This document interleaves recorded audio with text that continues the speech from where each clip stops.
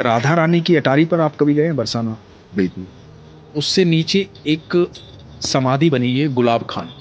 तो गुलाब खां जो हैं सारंगी बजाते थे अटारी, ठीक है, उनका काम था सारंगी बजाना। और उनकी एक छोटी सी बेटी थी राधा नाम की। तो राधा जो है वो बस एक बेटी थी, पत्नी उनकी थी नहीं। तो राधा नृत्य करती थी जब वो सारंगी बजाते थे, कीर्तन होता था, सारे अच्छा। लोग मिलकर के कीर्तन करते थे अटारी पर राधा रानी को प्रसन्न करने के लिए, सुबह शाम ये होता था।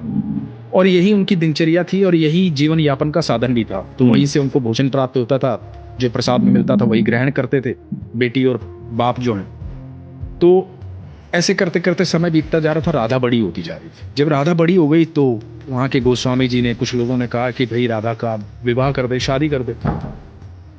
तो गुलाब खान ने कहा कि मैं कौन होता हूँ शादी करने वाला, और मेरी तो इतनी औकात भी नहीं है, हैसियत भी नहीं है, जो होगा राधा रानी देखेंगे। तो लोगों ने कहा भाई सारा खर्चा हम करेंगे, सारी व्यवस्थाएं हम करेंगे, तो चिंता मत कर, राधा रानी का ही तो दिया हुआ है सब।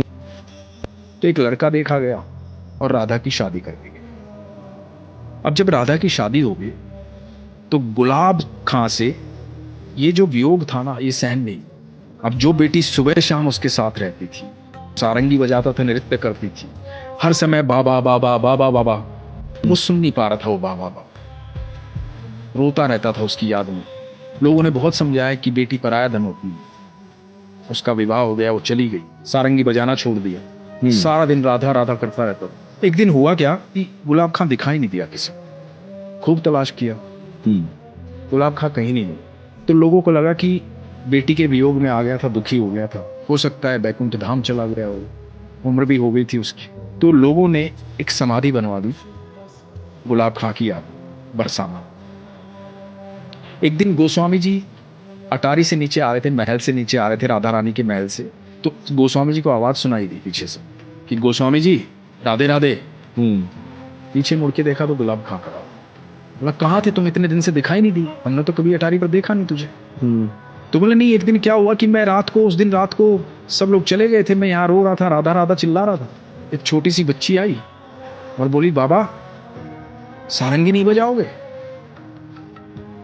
सारंगी नहीं बजाओगे तो मैं नृत्य कैसे करूंगी।